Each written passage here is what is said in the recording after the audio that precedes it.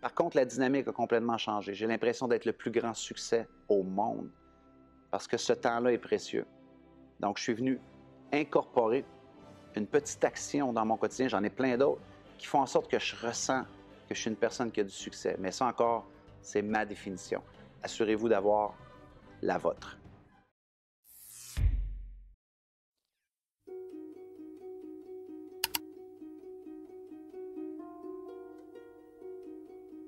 Le succès est certainement le domaine ou le sujet dans lequel il sera le plus important pour vous,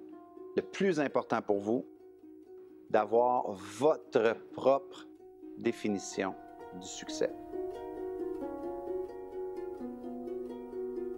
Vous savez, la société a fait l'apologie d'une image du succès, qui est être reconnu, être connu, être millionnaire, le succès matériel. Et tout le monde le sait que ce n'est pas nécessairement ça le succès. Ça peut aussi être ça. Vous savez, ce n'est pas un ou l'autre, ça peut être un et l'autre.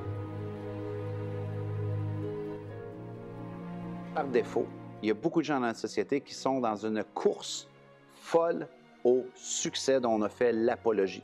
Ce que moi j'appelle le faux succès. Parce que si on ne court qu'après ça et qu'on finit par définir son succès par les biens matériaux que l'on a, par les médailles que l'on a accumulées au fil des années, par les accolades qu'on a reçues, eh bien, ultimement, on aura toujours un certain vide à l'intérieur de nous. C'est jamais assez. On est toujours constamment en train de repousser la ligne d'arrivée du marathon qu'on est en train de courir. Alors, s'il y a une définition sur laquelle on doit être extrêmement clair et elle doit nous appartenir, c'est qu'est-ce que le succès pour vous? Et c'est pour ça que j'aime souvent de dire que le succès, c'est relatif. Vous savez, moi, être avec mes enfants et mon épouse et absolument rien faire et juste m'amuser avec eux, j'ai l'impression que je suis la personne qui a le plus de succès sur la Terre. D'autres personnes, dans la même semaine, pourraient me voir sur scène devant 1000 personnes faire une conférence et eux pourraient dire « Mon doux Martin a beaucoup de succès ».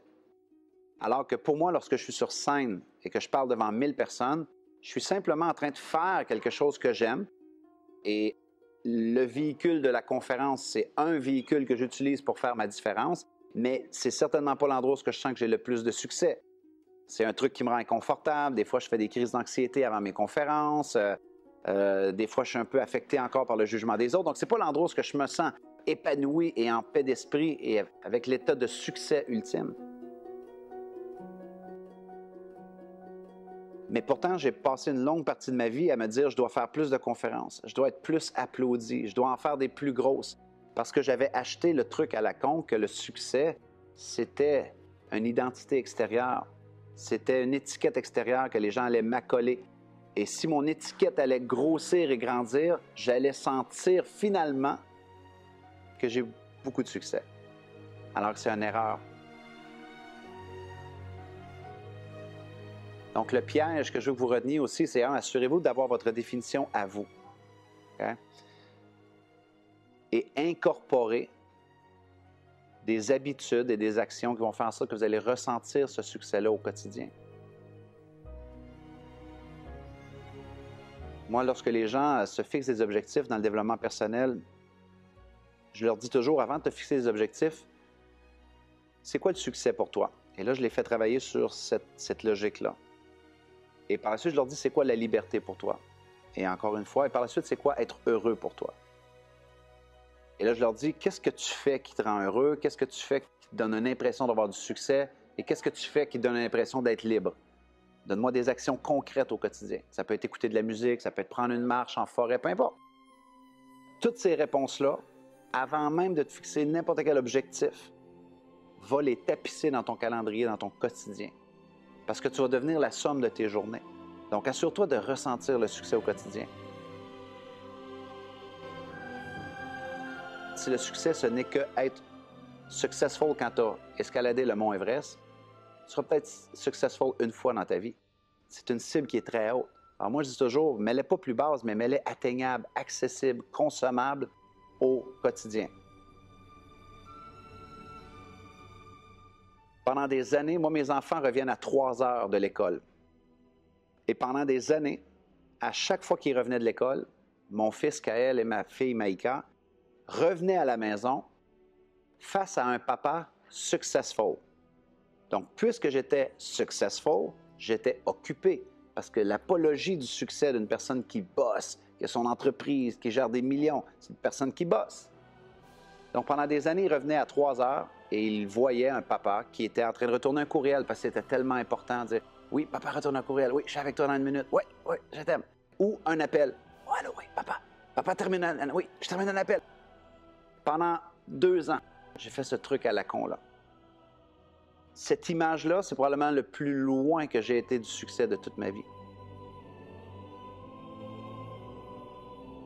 Après avoir fait un travail sur moi-même et redéfini ma définition du succès, qui pour moi, c'est surtout être présent.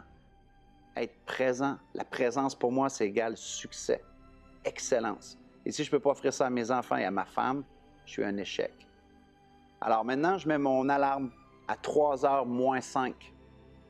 Ça sonne, j'arrête de travailler complètement. Et là, mes enfants rentrent à la maison. Je les accueille, je leur donne un câlin. Ça peut durer 5 secondes. Par la suite, ils veulent aller jouer chez leurs amis. Papa n'est pas si intéressant que ça. Par contre, la dynamique a complètement changé. J'ai l'impression d'être le plus grand succès au monde parce que ce temps-là est précieux. Donc, je suis venu incorporer une petite action dans mon quotidien, j'en ai plein d'autres, qui font en sorte que je ressens que je suis une personne qui a du succès. Mais ça encore, c'est ma définition. Assurez-vous d'avoir la vôtre.